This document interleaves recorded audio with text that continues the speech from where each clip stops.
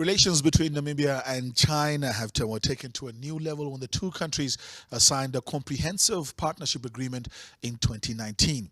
But China and Namibia have been having diplomatic relations since the 22nd of March in 1990, soon a day after the independence of Namibia in 1990 on the 21st of March.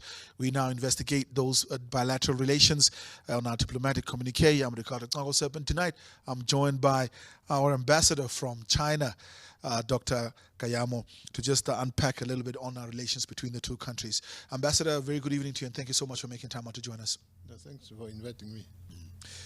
Relations between Namibia and China have been described as cordial. Can you perhaps put that in context for us?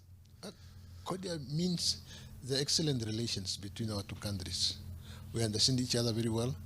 We speak the same language. We understand each other very well. We speak the same language. We call each other all-weather friends. All-weather friends. And I think part of what a lot of people have been questioning has been also just that involvement and the support that we received from China during before independence. Some say, no, we had received support. Others say, no, we really didn't receive support, even though it might not be important in certain quarters. Can you perhaps put that one to rest once and for all tonight? No, that's very important. We received from China a lot of assistance.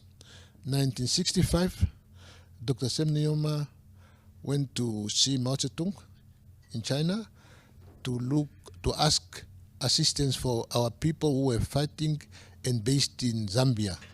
He asked food, he asked medicine, he asked weapons, and he also asked human resources to train our people. And they gave us. Also, in the same spirit, the Freedom Railway between Tanzania and Zambia was built because our food, our weapons, our resources need to come from Tanzania to Zambia by railway. And this railway was built by China because of the support Mao Zedong gave to SWAPO, and Sem Nujoma initiated it. So, of course, there's talks around the support before liberation struggle. Thank you very much for putting those to rest. In 2019, we signed a comprehensive strategic agreement with China. What were some of the main tenets of that agreement, or the main areas of cooperation in that agreement? No, that comprehensive strategy it means that we are on the priority list of China economically, politically, and culturally. And now, as we can say, I am telling you that now our students can come to China to study, and the volume increased since then. And this makes it much easier for students to head over there for studies? Yeah, it makes it easier. They must just behave. So the students, sometimes they don't behave, but the opportunity has been created because of this partnership. In terms of this partnership, of course, we know generally when we negotiate with a huge economy like China, in most cases it's usually done with blocks. We've seen, like, for example, the EPA negotiations with the European Union, etc., etc. And many could argue and say, but a small country such as ours, what sort of advantage can we have when we sit on the negotiation table? You see, that's very interesting. When Comrade Hage Geingob was invited to China, he was the first African president to be invited to China after the current president took over from China. A small country. And the president was saying a small country be invited by a big country. Now, China see us as a partner, as equals.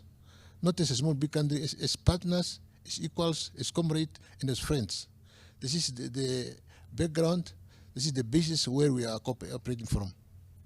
In terms of these partnerships, I mean, we've seen also across the continent, some of these agreements have not really had a good perception in the media and public spaces as well, where many are saying that sometimes these agreements opens us up as a country in the future to be indebted, that might give a certain amount of power to countries such as China, etc.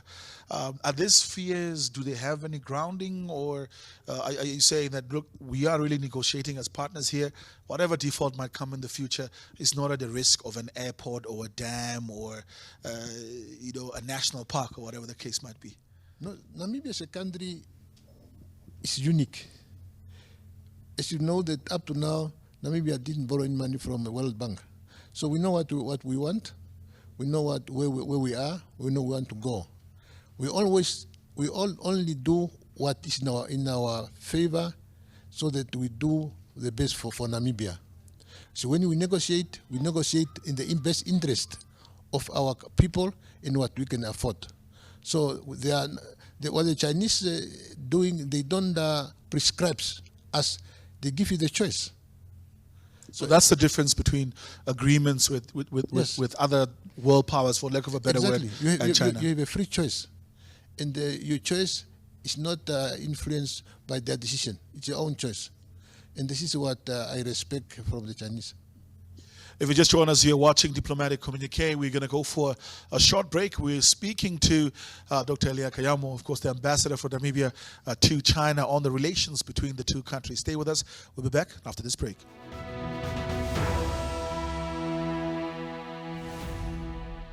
Welcome back to Diplomatic Communique, the discussion program that focuses on our foreign missions. And tonight, I'm joined by an ambassador that carries a very, very heavy portfolio, of course, of dealing with the People's Republic of China, Dr. Elia Kaiyamo, joining us in studio. Ambassador, if you just reflect a little bit back on it and continue with this discussion we started a bit earlier of issues around partnership, of course, and how China is also being viewed in the world. Sometimes that affects, and we know that, of course, there's a lot of Western propaganda, etc., etc. How should Namibians look at the relationship that we have with China, seeing some of the perceptions in the news that are being spread across the continent and the world about China, whether they're right or wrong? Yeah, very good. I like the question, and I need to make it very clear. Please unpack it. You see, when you guys talking about China, you talk about these street Chinese here around the country. These street Chinese are not reflecting the true China. So what I'm trying to say is that China is a big power, it's economic power, and they want to do business in good faith with Namibia, especially our friends. So what I'm trying to say is that we must not take the Chinatown as a standard for China economic development. So China has a different level of economic promotion.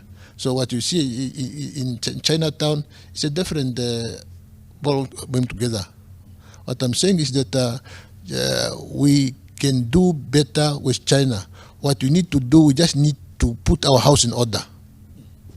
Talking about putting the house in order, what would you consider putting the house in order? What are some of the things that we need to relook as a country? Put house in order means we have in China, people respecting their laws. In China, people respecting their national anthem, meaning they are patriotic. I want Namibians to be patriotic. We have laws which our government, our parliament made. We must just apply our laws. Don't allow these street Chinese to damage the relation between Namibia and China.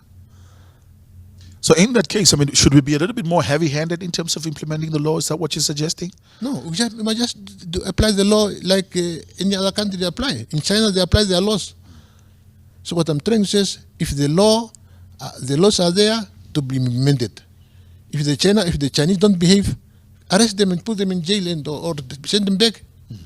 So, but now most of the time, you because you have all these street Chinese, I call them street Chinese, and then now you blame the bigger picture of the relationship.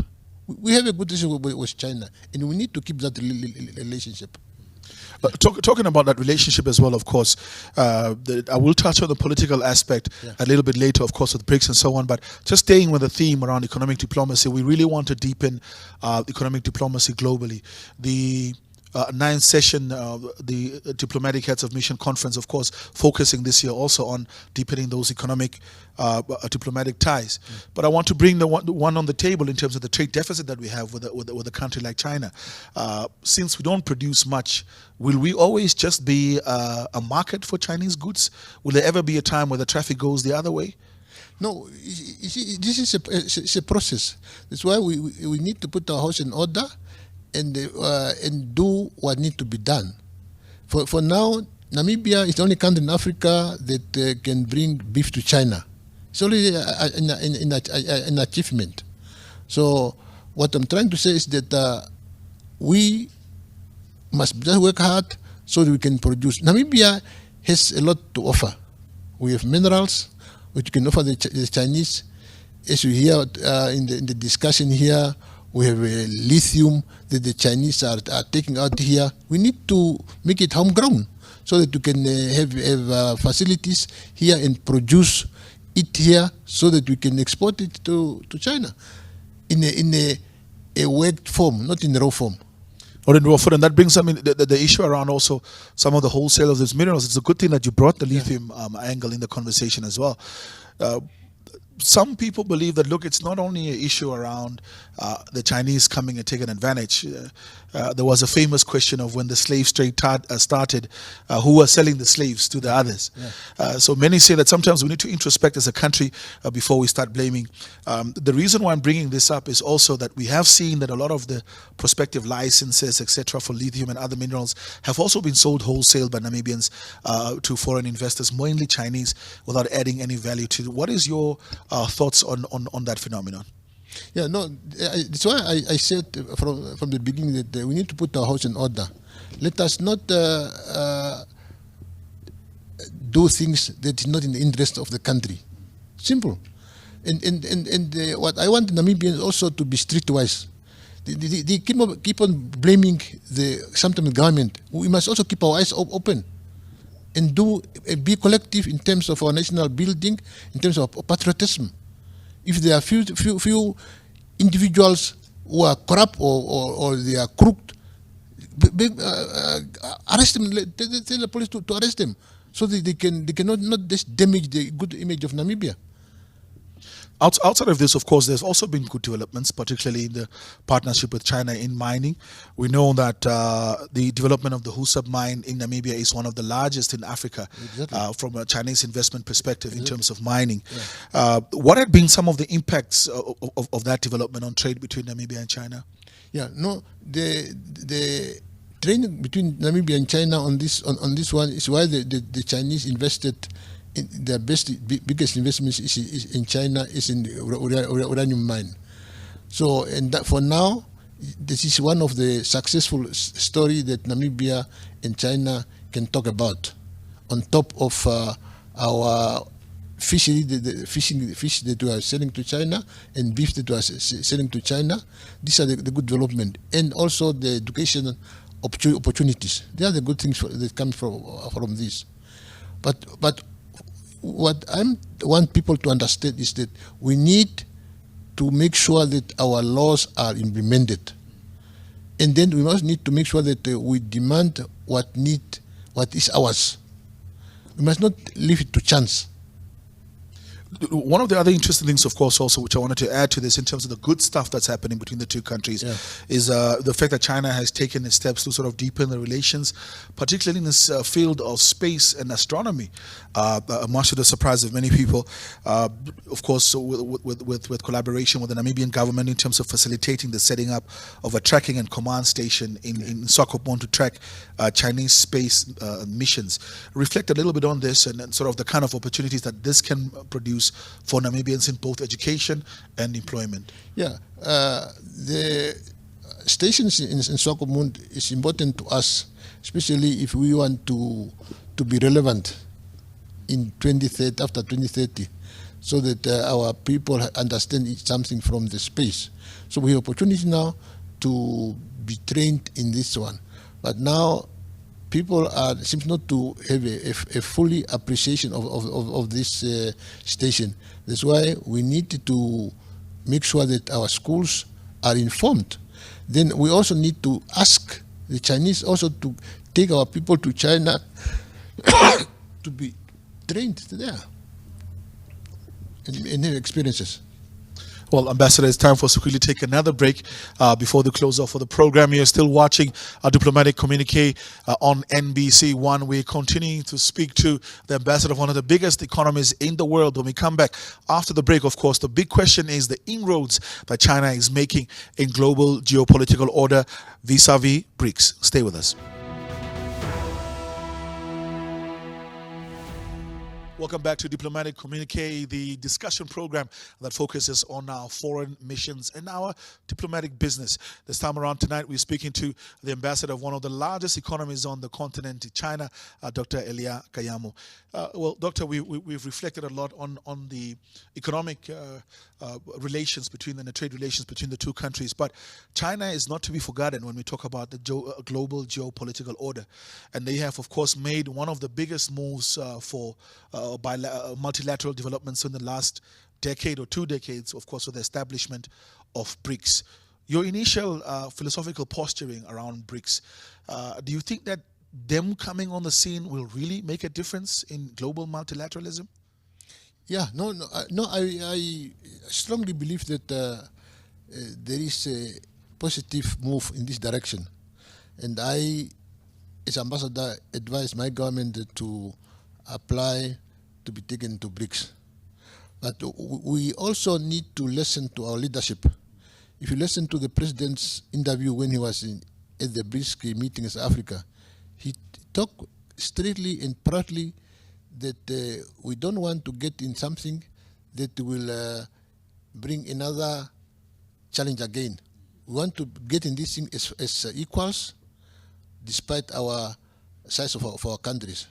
So what I'm saying is that it's a good thing that will bring us take away from the capitalist American US dollar mentality, so that we might look at another paying system which benefit the people of Africa, benefit of East, etc., and also of Brazil and other countries.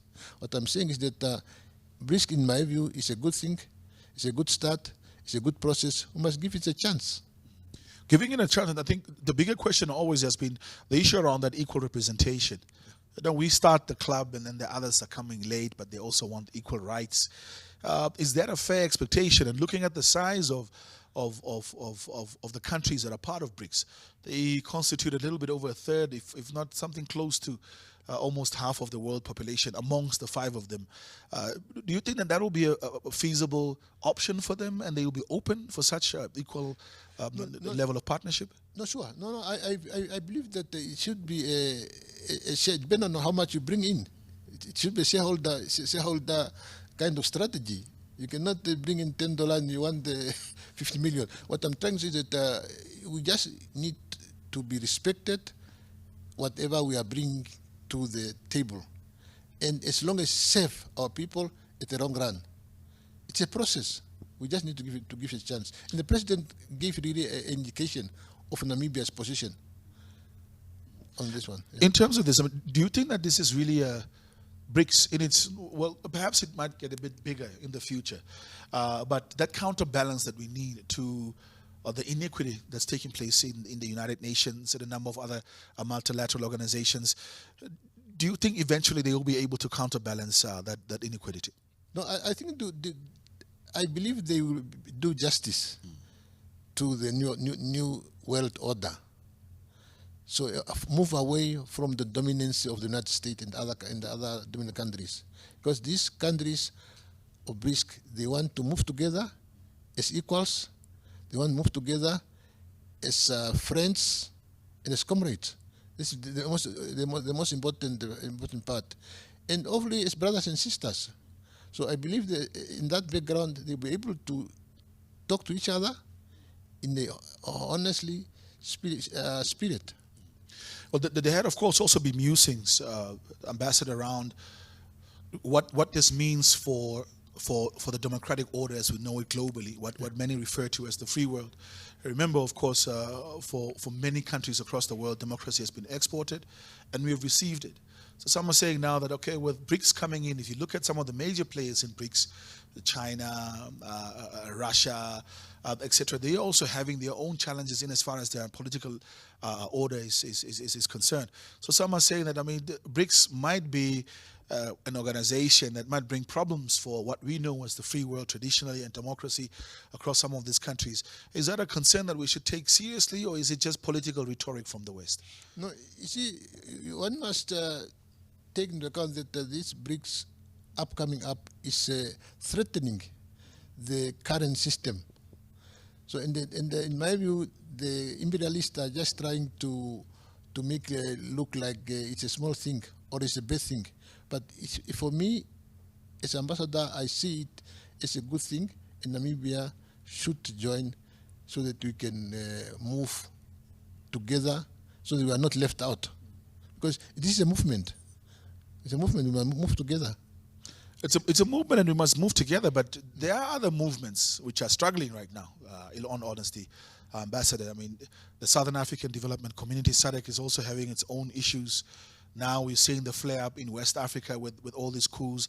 ECOWAS seem a little bit fragmented also from there. Those 4 countries that had the coups this year from West Africa invited each other and had their own little grouping, which comes under ECOWAS. That, of course, also threatening the existence of the African Union, which is traditional being called a toothless bulldog. So I'm a little bit concerned about these gatherings and groups that we are, movements that we are putting together, whether they will even be effective if those that are already established, particularly African ones, are failing to work together. Yeah, no, I'm talking about now BRICS now. BRICS, in my view, there are no contradictions in terms of commitment. All these people have one thing in common. Because they are small, because they are only 5 now. Yeah. The moment they become 30, how do we ensure that commitment? The moment they become 15. Yeah, that's why I'm saying the president gave us already indication what we should do. And I'm free in agreement with that one. So, but the important is that this is a different taste from the current imperialist capitalist world order, where you have no freedom. We want people in to have a freedom of speech, freedom for association, and freedom to do what needs to be done in a democratic way. It's a new democratic order in the new era. New democratic order, I like that. Yeah. Before I let you go, Ambassador, in conclusion from your end, how should we see the relationship that Namibians have with China, particularly, like you said, you don't want the perception to be locked down only to Chinatown and what's happening there. In its totality, how should we view our bilateral relations with China? Yeah, no, I think we should see our relations between our 2 countries as excellent. But we must also not forget we are in the new era. We have a new generation that didn't know about Mao Zedong. We have a new generation, including Namibia too, that never had the opportunity to see the war. So we need also now to adopt constant re-education. Exactly, Right, yeah. and also to adopt our reality on the ground, because the generation of Mao Zedong and Sam Nujoma and Nyerere and others in China are now reduced. Now you have all these young like you who have a different understanding about issues. So that's why we needed to make sure that we are, as a country, we know what we want, we know where we are coming from, we know where we are going, and let apply our laws. These things of allow Chinese to do what they want to do, it's not on. In China, we don't do that. If you don't do that in China, we respect order, we respect their laws. We also want our laws to be respected. Thank you very much, Dr. Kaiyamo, for making time out to join us. Okay, thank you. Well, that brings us to the end of today's edition of Diplomatic Communique, where we're reflecting on the relationship of Namibia with China. Of course, Dr. Kaiyamo saying here that we have to implement Namibian laws as they are provided for, so that we don't have to deal with the backlash at the end of the day. That's today's edition of the program. My name is Ricardo Kwangosip. Until next time, bye-bye.